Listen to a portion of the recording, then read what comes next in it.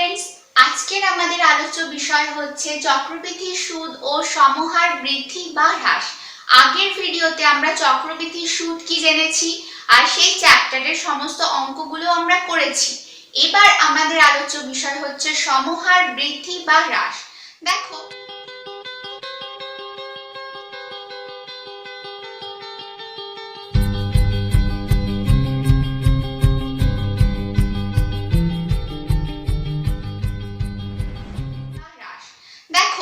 যদি ধরো কোনো একটা শহরের জনসংখ্যা প্রত্যেক বছর একটা নির্দিষ্ট হারে বাড়ছে, তখন সেটাকে আমরা বলবো সমহার বৃদ্ধি।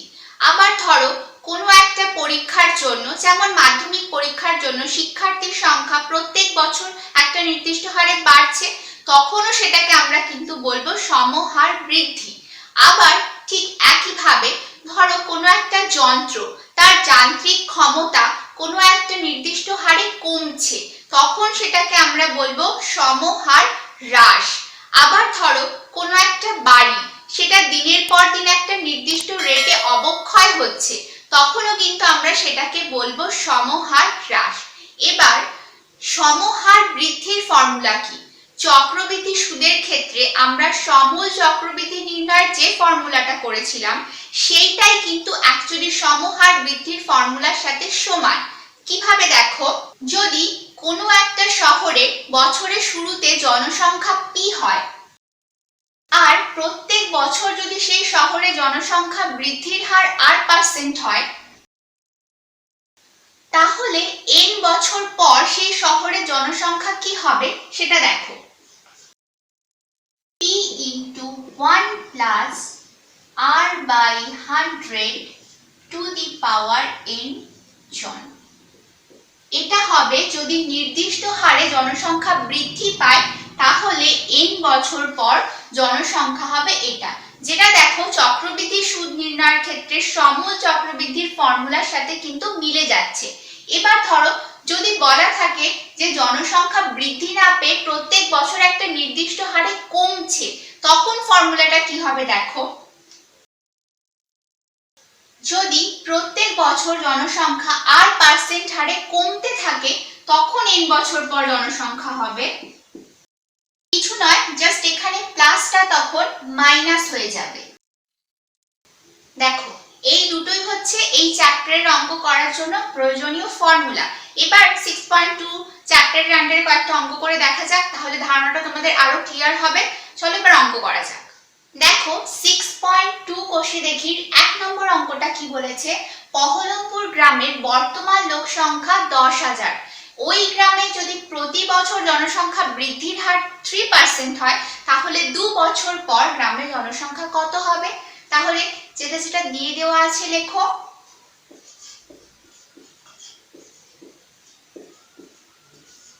গ্রামের বর্তমান জনসংখ্যা হচ্ছে 10,000,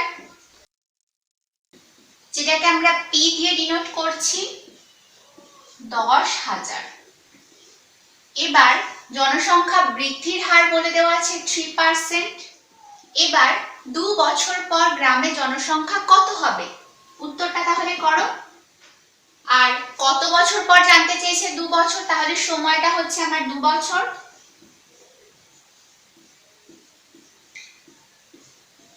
যেটাকে আমি ছোট হাতের n দিয়ে ডিনোট করছি। এবার 2 বছর পর গ্রামের জনসংখ্যা কত হবে ফর্মুলা দিয়ে বের করে ফেলি। এবার কিছু নয়, জাস্ট পি আর n এর মানটা বসিয়ে ক্যালকুলেশন করো। পি এর মান হচ্ছে 10 বছর, পি এর মান হচ্ছে 10,000, আর হচ্ছে 3/100 to the power 2 এত জন।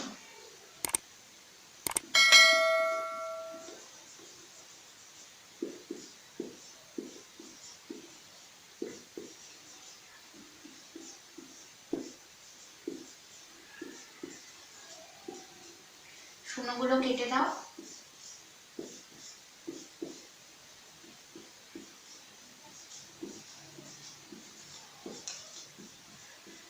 তাহলে এটাই হচ্ছে আমার আনসার। 2 বছর পর গ্রামের টোটাল জনসংখ্যা হবে 10609 জন। এবার পরের অঙ্কটা করা যাক। দেখো এরপর হচ্ছে 9 অঙ্কটা। আগের অঙ্কটায় আমরা কি দেখেছিলাম, জনসংখ্যা প্রত্যেক বছর বৃদ্ধি পাচ্ছে একটা নির্দিষ্ট হারে।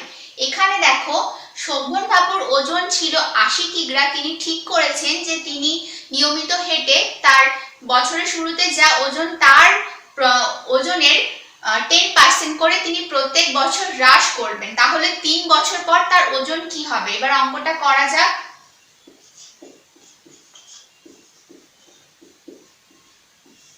শোভন বাবুর প্রাথমিক ওজন হচ্ছে 80 কিগ্রা, সেটাই হচ্ছে আমার পি।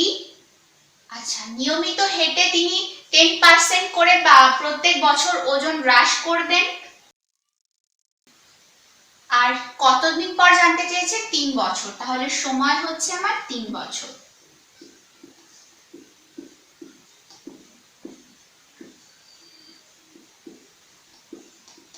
তাহলে কিছু না, এবার ফর্মুলায় বসিয়ে দাও। 3 বছর পর তার ওজন হবে, এখানে যেহেতু ওজনটা আমার হ্রাস হচ্ছে তাহলে কিন্তু মাঝে মাইনাস সাইনটা হবে। এখানে পি এর মান 80, আর এর মান 10 আর এন এর মান 3 আমি বসিয়ে দিলাম। এবার জাস্ট ক্যালকুলেশন করো।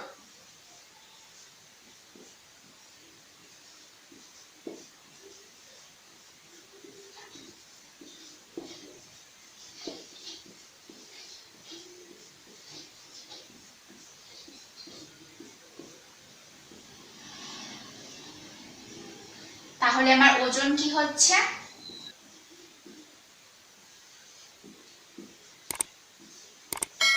তাহলে আমার ওজন কি হচ্ছে? 58.32 কিগ্রা। এটাই হচ্ছে আমার আনসার। তাহলে 9 অঙ্কটাও আমি কমপ্লিট করলাম। এবার হচ্ছে আরেকটা অন্য টাইপের অঙ্ক করে দেখা যাক। ওকে স্টুডেন্টস, দেখো এর পরের অঙ্কটা হচ্ছে 5 নম্বর অঙ্ক, যেটা হচ্ছে একটু অন্য টাইপের অঙ্ক। দেখো একটা জেলা মানে পুরুলিয়া জেলায় পথ দুর্ঘটনার সংক্রান্ত কোনো একটা প্রচারের কারণে প্রত্যেক বছর পথ দুর্ঘটনা সেই বছরের তুলনায় পূর্বের বছরের তুলনায় 10% করে হ্রাস পেয়েছে। তাহলে যদি ওই জেলায় 3 বছর মানে এখনকার যদি পথ দুর্ঘটনার সংখ্যা 8748টা হয়, তাহলে 3 বছর আগে কটা পথ দুর্ঘটনা হতো সেটা আমাকে বের করতে হবে। এবার দেখো এখানে 3 বছর আগের পথ দুর্ঘটনাটা কিন্তু বলে দেওয়া নেই, তাহলে আমি প্রথমে সেটাকে ধরে নিচ্ছি।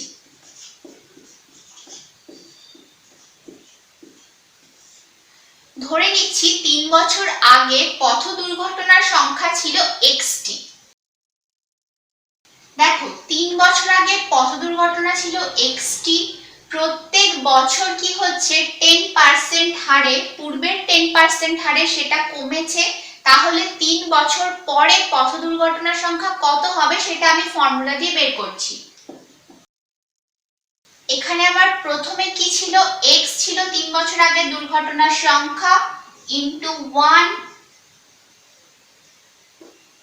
যেহেতু প্রত্যেক বছর সেটা হ্রাস পাচ্ছে তাহলে মাইনাস কত পার্সেন্ট হারে হ্রাস পাচ্ছে? 10%। তাহলে 10/100 টু দি পাওয়ার 3, যেহেতু 3 বছর পর বলেছে এত t। এবার দেখো কোশ্চেনে কিন্তু পথ দুর্ঘটনার সংখ্যা বলে দেওয়া আছে 8748। তাহলে এটা সমান এটা হবে, সেটাই আমার শর্ত। করে ফেলো। এবার কিছু নয়, জাস্ট সমাধান করে আমাকে x এর মানটা বের করতে হবে। এবার এই গোটা ব্যাপারটাকে ওদিকে নিয়ে যাচ্ছি।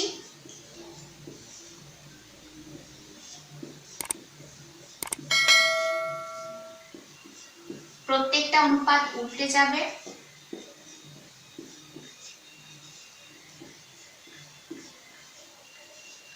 কিছু না, জাস্ট কাটাকাটি করে দাও। 9 দিয়ে ডাইরেক্ট কাটাকুটি হবে।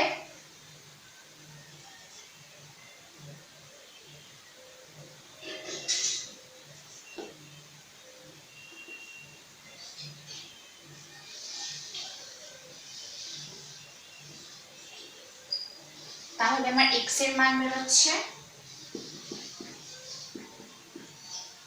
12,000। তাহলে এটাই হবে আমার 3 বছর পূর্বের পথ দুর্ঘটনার সংখ্যা। এবার জাস্ট আনসারটা লিখে ফেলো।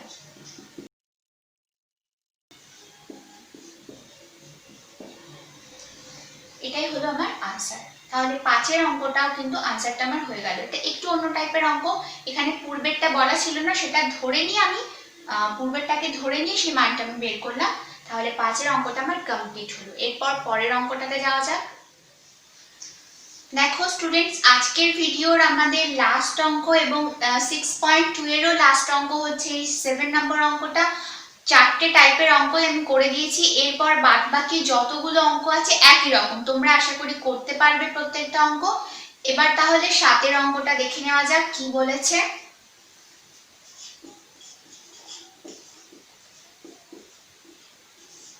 দেখো এখানে বলেছে যে একটা গাছের উচ্চতা বলে দেওয়া আছে 28.8 মিটার, আর গাছটা প্রতি বছর 20% হারে বৃদ্ধি পেয়েছে। 2 বছর আগে গাছটার উচ্চতা কত ছিল?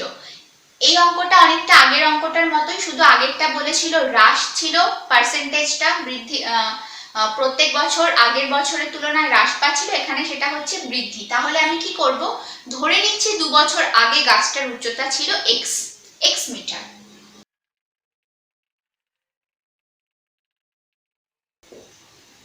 দেখো 2 বছর আগে যদি গাছটার উচ্চতা x মিটার হয়, তাহলে 20% হারে যদি সেটা বৃদ্ধি পায়, তাহলে 2 বছর পর গাছটার উচ্চতা কি হবে আমি সেটা বের করছি।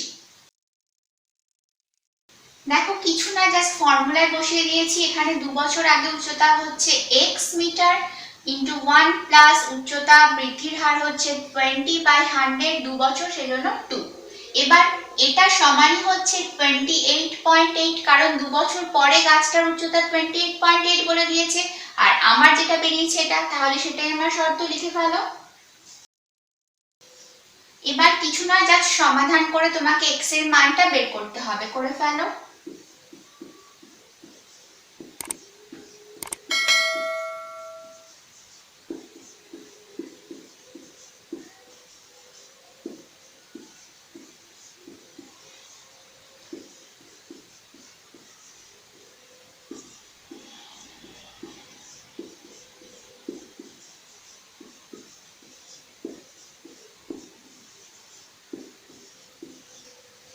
জিরোগুলো কেটে দাও, এখানে দশমিক তুলে নিচে 10 বসিয়ে আরেকটা জিরো কেটে দাও 12 দিয়ে।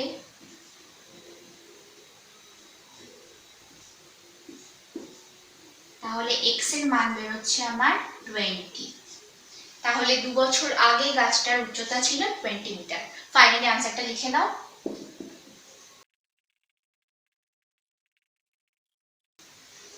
আশা করছি আজকের ভিডিওতে যে 4খানা অঙ্ক করে দেওয়া হয়েছে সেগুলো সবকটা তোমরা বুঝতে পেরেছো। তাছাড়াও যদি এই চ্যাপ্টার নিয়ে তোমাদের কোনো রকম কোনো কনফিউশন থাকে, কমেন্ট সেকশনে কিন্তু অবশ্যই জানাবে। আজকে পর্যন্ত এইটুকুই, পরের দিন অন্য কোনো চ্যাপ্টারের অন্য কোনো অঙ্ক নিয়ে। ততদিনের জন্য ভালো থাকবে, ধন্যবাদ।